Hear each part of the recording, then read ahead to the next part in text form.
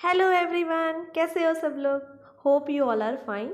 तो आजकल मैं ये नोटिस कर रही हूँ कि बहुत सारे लोग IBPS PO के प्री के बाद ये सोच रहे हैं, कंफ्यूज्ड हैं कि मैं मेंस की तैयारी करूँ ना करूँ, क्या करूँ।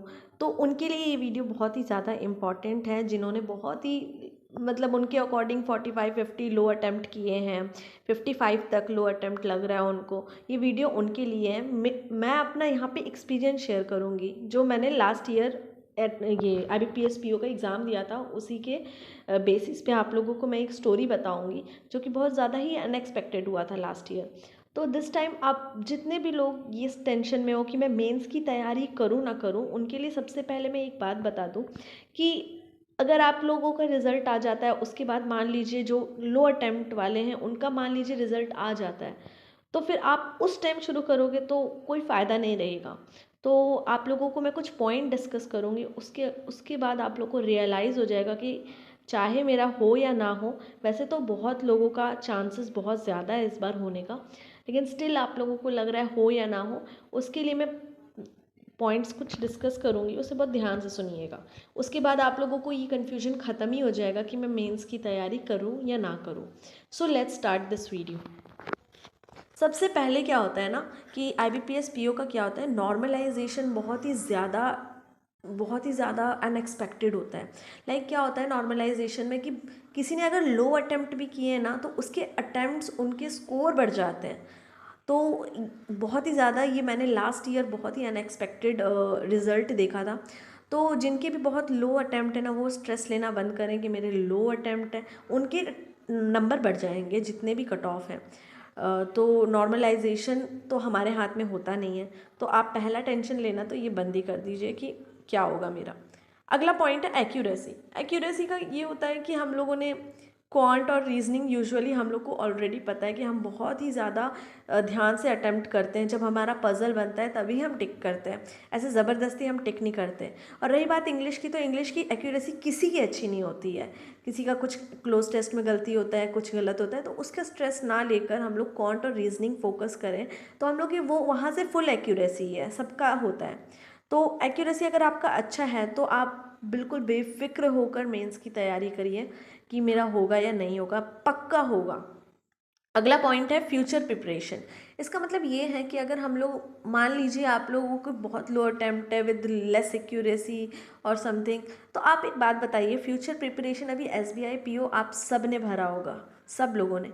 अगर आप लोग अभी से करंट अफेयर करेंगे, क्वांट के क्वेश्चंस करेंगे, DI करेंगे, मेंस के, तो आप लोग SBI PO के लिए एलिजिबल हो जाएंगे। जो IBPS PO मेन वाले हैं वो लोग तो चलो इसमें एग्ज़ाम दे देंगे, लेकिन आप उनके लिए उनसे ज़्यादा प्रिपेयर हो जाओगे SBI PO मेंस के लिए।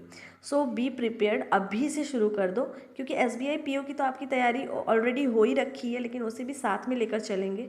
और हाँ, SBI PO के ऊपर मैं एक स्ट्रेटेजी वीडियो बहुत अच्छी वाली बनाने वाली हूँ, तो अगर जिन जिन ने ये सब्सक्राइब नहीं किया ना, ये कर लीजिएगा वीडियो चैनल, ठीक है।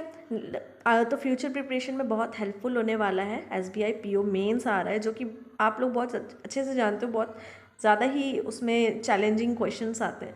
For that you have to start preparation from today. Okay, next point है helps to understand concept easily.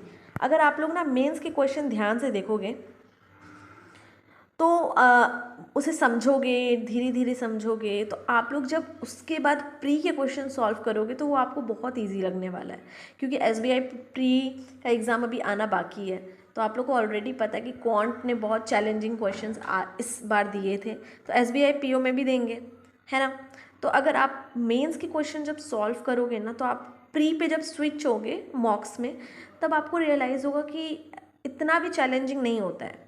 ये मैंने खुद के एक्सपीरियंस से चेक किया है, ठीक है। तो ये मेंस, अगर मेंस आप इसलिए करो कि आप प्री के लिए प्रिपेयर्ड हो जाओ, और मेंस के लिए तो होगे ही होगे। तो for that you have to start. SBI PO के लिए आप रेडी हो, क्योंकि आपने IBPS PO दिया है। अब सिर्फ आपको SBI PO के लिए मॉक्स ही लगाने हैं और कुछ नहीं, ठीक है। तो अब टाइम भी नहीं है कि आप SBI PO के लिए आप बेसिक से बिल्कुल ही शुरू से पढ़ना शुरू कर दें। For that you have to just give 1 or 2 mock alternatively, ठीक है। तो लास्ट है करंट अफेयर प्रिपरेशन। आप लोग बहुत अच्छे से जानते हो, जो जो बैंक के एग्ज़ाम की तैयारी करता है, कि करंट अफेयर इसमें अगर आपके अच्छे नंबर आ गए तो आप इवन प्रिपरेशन आप क्रैक कर लोगे अपना एग्ज़ाम। सो उसके लिए आपको करंट अफेयर की बहुत अच्छी प्रिपरेशन करनी पड़ेगी, बहुत ज़्यादा अच्छी। For that you have to start from today. Again वही बात हो गई कि आप लोग शुरू कर दो, कोई भी हो, कितने भी मतलब आप लोग को लग रहा है क्या होगा मेरा, तो आपके पास दूसरे पॉइंट्स है कि मैं अगले एग्ज़ाम के मेंस की तैयारी कर रही हूँ या प्री की तैयारी कर रही हूँ या कर रहा हूँ, तो for that you have to start from today. तो इतने ज़्यादा पॉइंट्स हैं, 5 पॉइंट्स से मैंने आप लोग को बताया है।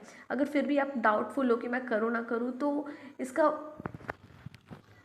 इसका कोई डाउट नहीं होना चाहिए।